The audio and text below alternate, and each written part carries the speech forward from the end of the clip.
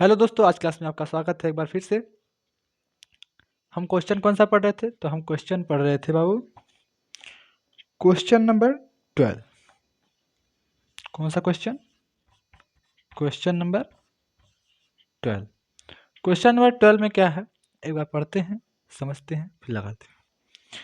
देखिए, दिया है कंपनी ने रवि को मकान खरीदने के लिए 5 लाख का ऋण दिया। क्या दिया है? लोन दिया है। कितने रुपए का? 5 लाख का। किस चीज़ के लिए? मकान खरीदने के लिए। कह रहा है कि ऋण यानी लोन 1/10/2020 को 6% वार्षिक ब्याज पर दिया गया है, यानी 6% इंटरेस्ट पर दिया गया है। देखिए, हम हिंदी बोलने के बाद इंग्लिश भी बोलते हैं।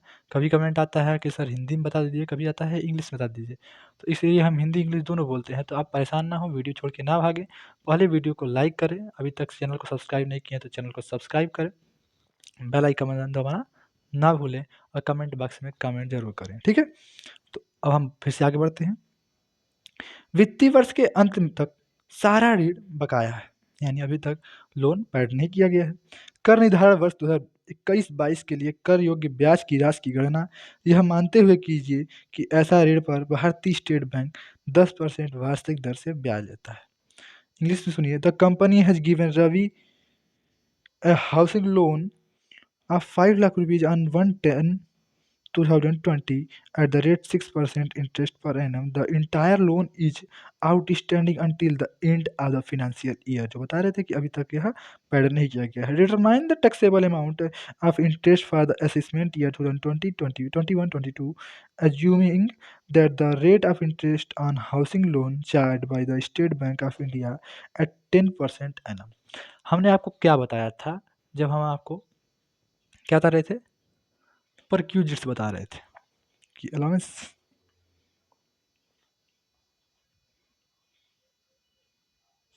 ये तो अलाउंसेज हुआ। तो हम क्या बता रहे थे उस समय? हमने आपको बताया था, याद कीजिए। अगर वीडियो आप देखेंगे तभी ना याद करेंगे, इसीलिए कहे कि आप पहले सब्सक्राइब कीजिए। जब सब्सक्राइब करेंगे तो आपके हमारी सभी वीडियो आपको दिखाई देंगे, और वहाँ पे आपको परक्यूजिट्स का एक अलग वीडियो है, अलाउंसेज का एक अलग वीडियो है, और जो डिफिनेशन है उसकी अलग वीडियो है। क्वेश्चन नंबर 1, क्वेश्चन नंबर 2 सबका अलग अलग वीडियो है। आप हर क्वेश्चन के हर वीडियो देख सकते हैं और आप समझ सकते हैं कि किस प्रकार अच्छे तरीके से पढ़ाया जा सकता है, ठीक है। यहाँ पे हम देखते हैं क्वेश्चन नंबर 12, और वहाँ पे हमने आपको बताया था कि अलाउंसेज में क्या होता है।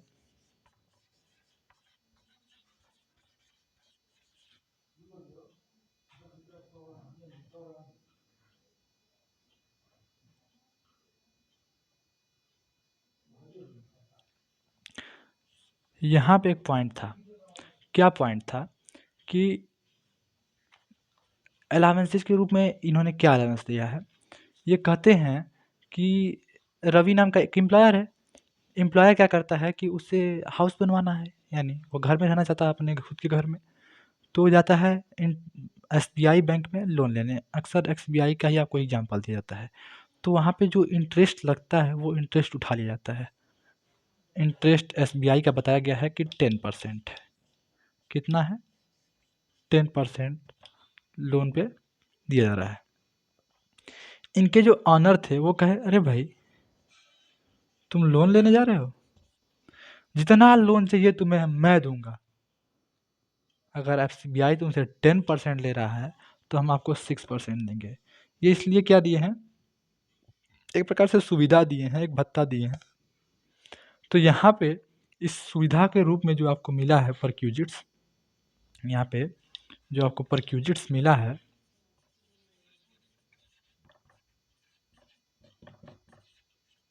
ठीक है, ये क्या किए? 4% आपको डिस्काउंट के रूप में दे दिए। 4% का क्या आपको छूट दिए? डिफरेंस देखिए, 6 to 10, 4% का डिफरेंस है, ठीक है। ये 5 लाख रुपए का लोन ले रहे थे। जान लीजिए ये जो छूट मिलती है वो टैक्सेबल हो जाता है। तो हमें पता है कि ये 5 लाख का लोन ले रहे थे 10% पे। अभी आप तुरंत अगर वीडियो देख रहे होंगे, आप पूरे क्वेश्चन को पढ़े होंगे तो कहेंगे सर आप गलत लगा रहे हैं, ये 10% तो सही है। आप यहीं पे आंसर याद देने वाले थे 50,000 रुपये, ठीक है। अब आप कहेंगे कि 50,000 रुपये गलत लगा रहे हैं, सही कह रहे हैं आप, बिल्कुल सही कह रहे हैं कि हाँ हम गलत लगा रहे हैं अभी, क्योंकि ये कब आया है बाबू, हम खुद गलत नहीं लगाएंगे, परेशान ना हो आप। ये कब आया है ये देखिए, ये इनको इंटरेस्ट कब से देना चाहिए, मतलब लोन कब दिए हैं, तो ये लोन दिए हैं आपको 1/10/2020, 20 है ना, हाँ। हमारा फिनेंशियल ईयर कब से स्टार्ट होता है बाबू,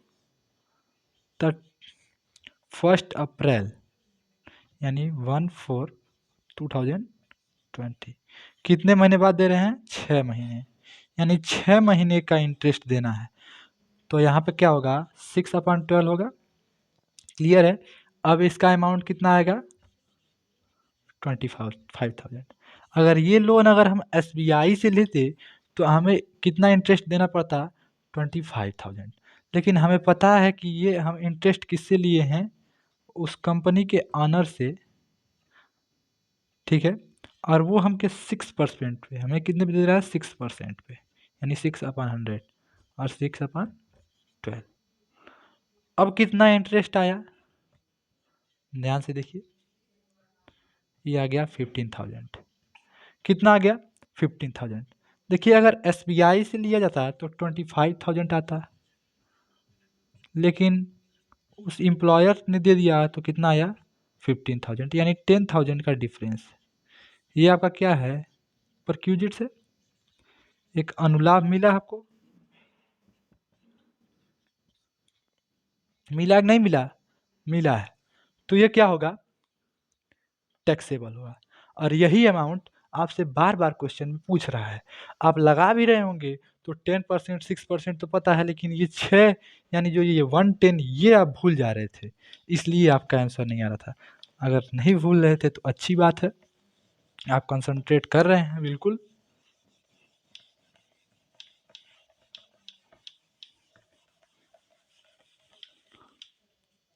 अगला क्वेश्चन कौन सा है, एक बार फिर से आप बुक लेके पढ़िए, तब तक हम इसे इरेज करके अगले क्वेश्चन पे आते हैं। इसका अमाउंट कितना आया था, 10,000।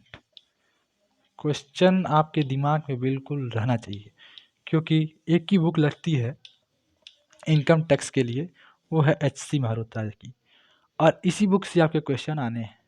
क्योंकि आप देखते होंगे पिछली पुरानी बुक भी लेते हैं तो यही क्वेश्चन उसमें रहते हैं, कोई वन डिफरेंस, एक नया प्रश्न आ सकता है छोटा मोटा, वरना सब पुराने रहते हैं और इसी में से क्वेश्चन आने रहते हैं। ठीक है, हम कौन से क्वेश्चन पे पहुंच चुके हैं, हम क्वेश्चन नंबर 13 पहुंच चुके हैं। कौन सा question, question number 13। Question number 13 क्या कहता है, फिर से एक बार से चलिए पढ़ते हैं। श्रीमती आर 40,000 रुपीज, 40 मतलब 40,000, 40,000 रुपये प्रति माह वेतन पर तथा 4,000 रुपये प्रति माह महंगाई वेतन पर, यह महंगाई भत्ता नहीं है, महंगाई वेतन है, पर सेवारत है। वह अपने वेतन एवं महंगाई वेतन का 15% एक प्रोविडेंट फंड में जमा कर देती हैं, यानी प्रोविडेंट फंड में देती हैं, जिसमें उसका नियोक्ता भी इतना ही देता है, उसका जो एम्प्लॉयर है वो भी उतना ही देता है, यानी 15% देता है। प्रोविडेंट फंड पर ब्याज का निर्धारण, जो इस पे इंटरेस्ट आता है वो 12% की दर से दिया जाता है, जो गत वर्ष के लिए 72,000 है, 72,000 रुपये इंटरेस्ट आया है 12% के रेट से।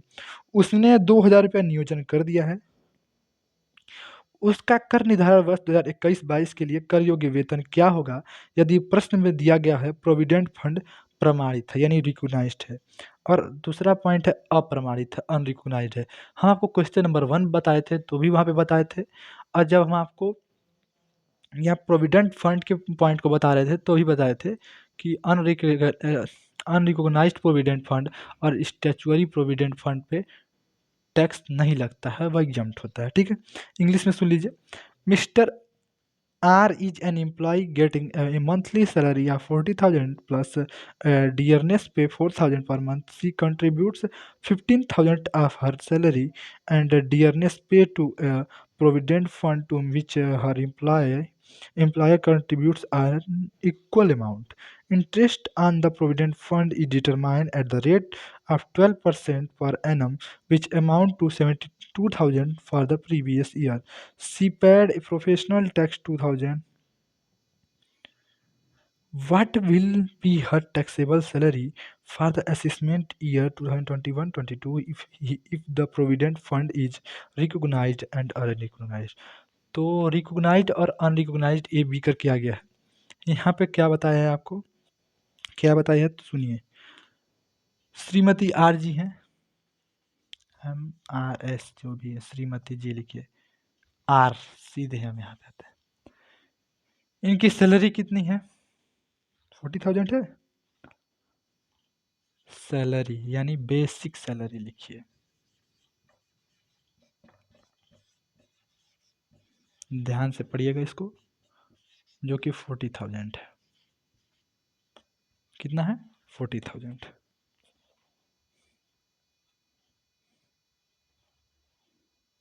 यहाँ पे बोला है 4,000 रुपये प्रति माह महंगाई वेतन पर सेवारत है। महंगाई वेतन का मतलब, महंगाई वेतन का मतलब डियरनेस पे, महंगाई भत्ता नहीं है। यहाँ पे 40,000 रुपये पर मंथ है, तो यहाँ पे 12 से इंटू करेंगे तो कितना आएगा? 4,80,000। क्लियर है? डियरनेस पे, डियरनेस पे is the part of salary, dearness पे मतलब पार्ट ऑफ सैलरी, जो कि 4,000 है। और ये भी 12 मंथ के लिए पर मंथ है, क्योंकि 48,000। ये दोनों ऐड कर दें, 5,28,000 आ गया आपका। यहाँ तक क्लियर है?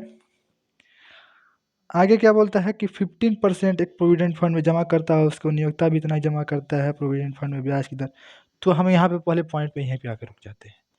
हमें पता है कि सैलरी का 15% जमा करता है, 5,28,000 का 15%। और हमें ये भी पता है कि जितना भी प्रोविडेंट फंड हो, जितना भी इंटरेस्ट लग रहा हो, उसका 12% क्या होता है? क्या होता है? एग्जम्प्ट होता है। याद है कि नहीं याद है? याद होना चाहिए। और हमें मिल कितना रहा है? 15%। कितना एक्स्ट्रा मिल रहा है? 3%। तो इसका 3% करेंगे तो कितना आएगा? 3 24 का 4 हासिल 2,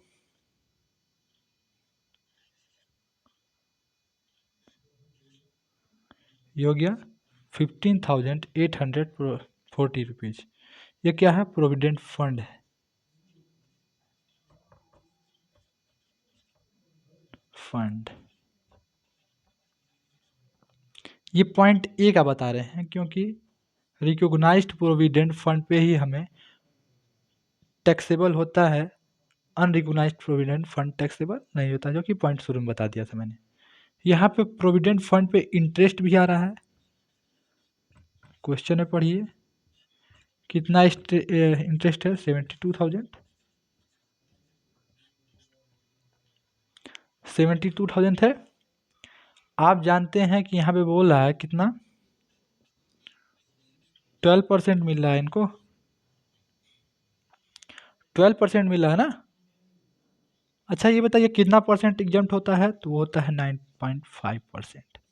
इंटरेस्ट जो होता है 9.5% एग्जम्प्ट होता है। आप जान रहे हैं कि 72,000 जो है वो 12% के बराबर है। हाँ 12% लिखिए। और हमें एग्जम्प्ट कितना होता है? 9.5%। यानी कितना अमाउंट एग्जम्प्ट होगा? तो यक्स मान लिया, यक्स इक्वल टू 72,000 इंटू 9.5 अपान 12। तो आपका आ जाएगा 12×6 = 72, 6×9 = 54, 57,000 रुपये। कितना टोटल अमाउंट आ जाएगा? 57,000।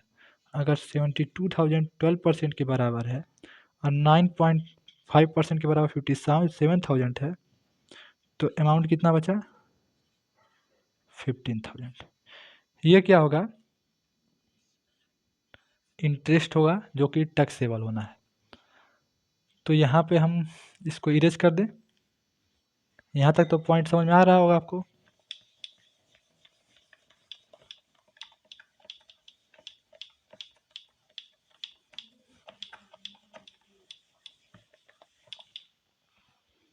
ये 15,000 यहाँ पे ऐड किए हम,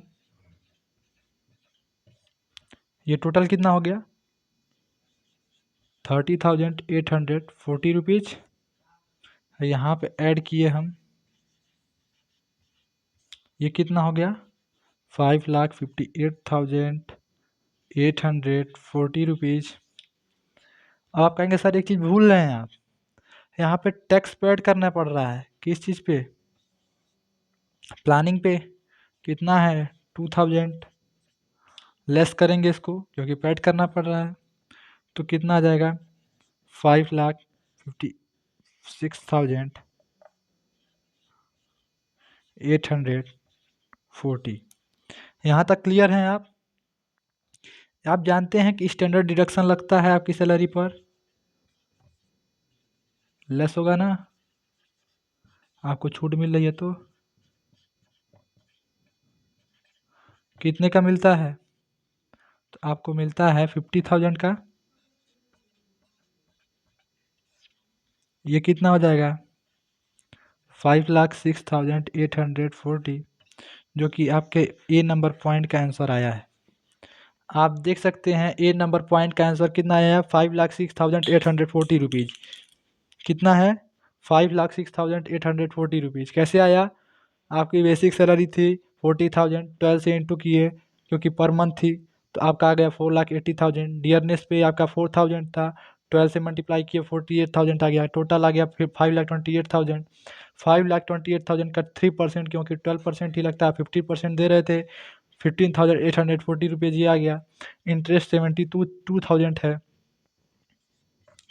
12% के बराबर 9.5 ही एग्जाम्प्ट होता है, यानी 15,000 बच जा रहा है एक्स्ट्रा क्योंकि 57,000 9.5 के बराबर आ रहा है, जो 2.5 एक्स्ट्रा है यही यहाँ पे लिखा जाएगा। ये दोनों ऐड किए थे 30,840 आया, यहाँ पे इसको ऐड कर दिए तो 5,58,840 आ गया। यहाँ पे हम टैक्स अपना माइनस किए जो 2,000 आपके क्वेश्चन में था, तो यहाँ पे आ गया 5,56,840। डिडक्शन आपका माइनस कर दिया 50,000, बड़े अक्षर में लिख दे रहे हैं कोई बात नहीं। कितना हो गया 5,56,000 में से 50,000 माइनस हुआ 5,06,840। आंसर जो आपका ए पॉइंट का आ चुका है। अब इसमें डिफरेंस क्या है, जो अनरिकॉग्नाइज्ड प्रोविडेंट फंड है, तो यहीं से सिर्फ ऐसे माइनस कर दीजिए,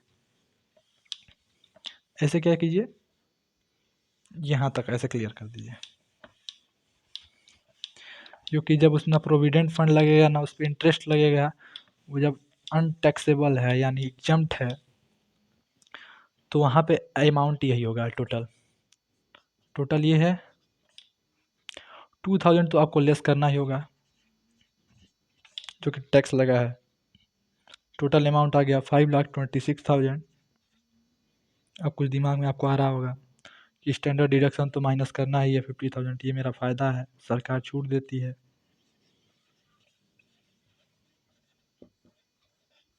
कितना 50,000, अब कितना हो गया 7,76,000। क्लियर है अमाउंट, ओह 4,76,000। क्लियर है, लेस मतलब इरेज कर दे इसको। क्वेश्चन नंबर 14 बहुत आसान है, जो लोग मेरा पिछले वीडियो देखे होंगे, क्योंकि हम तो उसको 1 सेकंड में बता सकते हैं कि उसका आंसर क्या आने वाला है। समझिए कुछ नहीं करना उस क्वेश्चन में।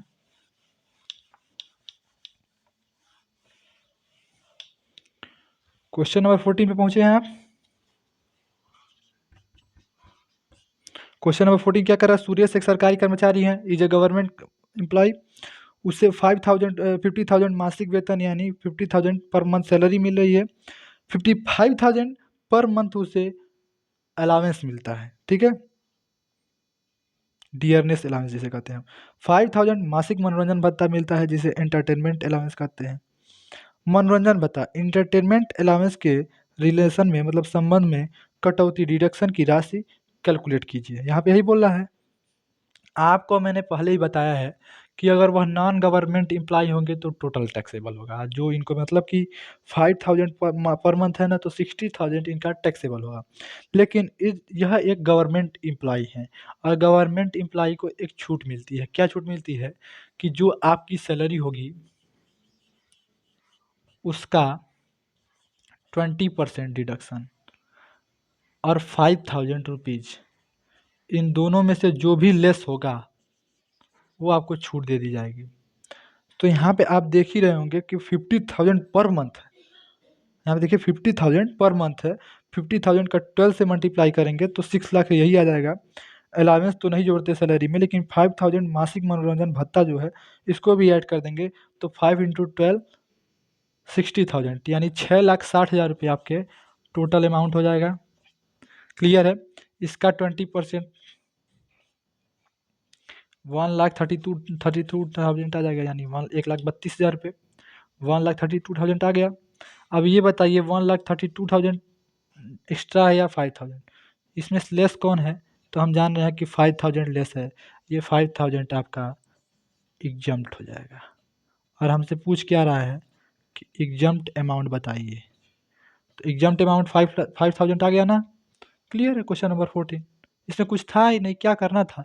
ठीक है, कुछ नहीं था, आपको इतनी आसानी से बता दिया जा रहा है। इसमें आपको क्या करना है? सिर्फ एक चीज़ करना है कि आप चैनल को ज़रूर से ज़रूर सब्सक्राइब करें, क्योंकि वही हमारे लिए आवश्यक है। उसी के लिए हम आपको पढ़ा रहे हैं अभी तक यहाँ पे। दूसरी चीज़, उस वीडियो को लाइक ज़रूर कर दें और कमेंट ज़रूर करते रहें। कमेंट करने से हमको प्रोत्साहन मिलता है। अगर हम कोई गलती किए हों तो आप बता सकते हैं, और अच्छा लगा है तो उसे वेरी नाइस करके भी हमें बता सकते हैं कि हमें बहुत अच्छी वीडियो लगी। ठीक है, मिलते हैं आपसे अगली क्लास में। धन्यवाद।